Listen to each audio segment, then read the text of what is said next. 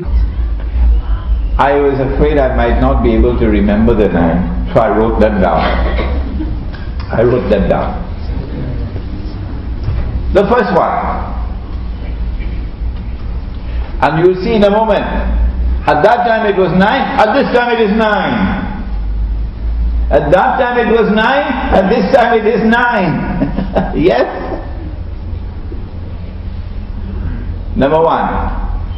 When Musa alayhi salam was there in the desert, it was almost dark, the place was cold, and he had his wife and children with him, and they were lost.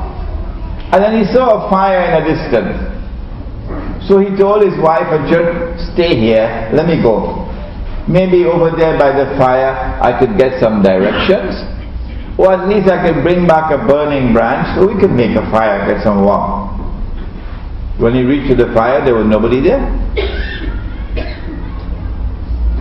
If it was you or I, we get scared, we run away.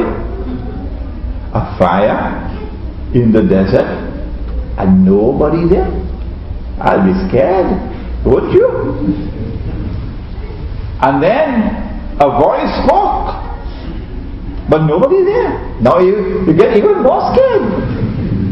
Inni ana Allah. Allah is speaking. It is me, I am Allah. La ilaha illa ana. There is no God beside me. Take off your shoes, Musa. He took it off quickly, very quickly. And then Allah spoke to him. That's why he's known as Kalimullah, the one whom Allah speaks. That I'm giving you a mission, Musa. This is your mission. Firaun, he has exceeded all the limits as they are now exceeding in the Holy Land. He has exceeded all the limits of oppression, wickedness, evil conduct against the servants of Allah. So go give him a warning for me. Tell him, stop this oppression of yours, this wickedness of yours, and release my people. So Musa said, I need some help. Would you allow my brother to go with me? Harun alayhi salam. Yes, Harun can go. Then Allah subhanahu wa ta'ala gave him the first sign that you will give to Egypt and to Firaun. What is that in your hand, Musa? Alayhi salam. Oh, this is my staff. I use it with the sheep and other things. Musa, throw it on the ground. Now when you teach these children, when you teach the story to children, make sure you have a rod in your hand, okay? Make sure you have a rod in your hand. Make sure it is night time. Get a lantern. Get a bottle with some kerosene, light it, make a flambeau, a light, okay? And then you have the children around the fire, and then you throw the rod on the ground. And from the time that you throw the rod, he must jump back quickly. Jump back quickly. Something is happening. The rod became a snake. Okay? Musa, hold on to it. So now you're going to try to hold the rod, the staff, but you must show fright. You're afraid to go hold it. No. So the children are watching you. And the children are learning, they're reliving this story. And then when he held on to the snake, it became a rod once again. That's sign number 1. And then Musa alayhi salam, put your hand underneath your arm. Now take it out. And when he took it out, it was gleaming with light. White light. But nothing wrong with his hand. Now go. So Musa alayhi salam went and delivered the signs. as we must also deliver the signs. Did you hear that? Did you hear that? Musa alayhi salam went and delivered the signs at that time. And these are the first 2, and there were 7 more.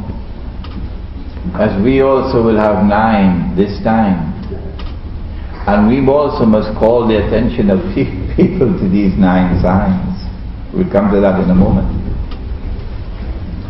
But when Musa alayhi salam delivered the signs, they did not bother with him. No. So then Allah instructed Musa alayhi salam, and the other signs came one after the other. There was frogs. You sit down to eat your akani, it's called? Akani? And you sit down to eat your akani, a frog jumps into the food. You go in the bathroom, you have a bucket of water, you want to take a ghusl, and as you dip, a frog is in the water. And then you lie down on the bed with your wife at night time to sleep, and between you and your wife is a frog. So this was sign number 3. And then there was lice. Lice. In your hair. Everybody, lice, all over the place, lice. And then there was locusts. And you know what the locusts do? They destroy all the crops. And then there was drought, no rain.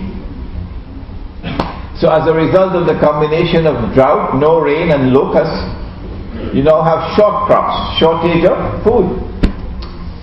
And then you have tufan. Now that's not an easy one. Tufan. Even the scholars of Arabic have difficulty with tufan. Some say tufan was showers that became floods, or powerful wind like a hurricane. Whatever it was a sign. And then finally, that the water of the river Nile became blood. Either the water of the river Nile became blood, or water became blood. So these are 9 signs. And every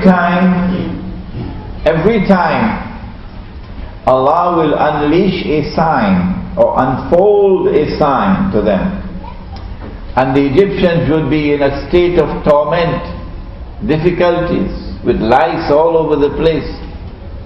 And then they will say to Musa alayhi salam, pray to your God, ask him to take this plague away, and we will allow Banu Israel to go.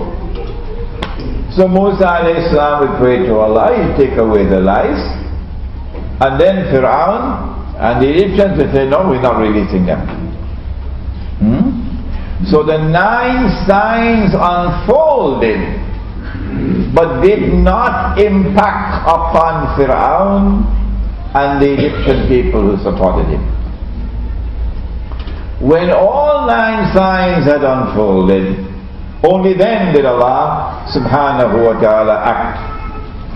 And what did he do? Where is it? وَأَوْحَيْنَا إِلَى مُوسَى وَأَخِيهِ أَن تَبَوَّأَ لِقَوْمِكُمَا بِمِصْرَ بُيُوتًا. Why is he reciting word by word? We're not accustomed to that. وَجَعَلُوا بُيُوتَكُمْ قِبْلَةً وَأَقِيمُوا الصَّلَاةَ وَبَشِّرِ الْمُؤْمِنِينَ. This is not an easy ayah. When Allah was ready for the what will you call it? The countdown, that's the word. The countdown to the rod hitting the water. The countdown now begins. What does he do? For the countdown to begin, something important had to happen to the people.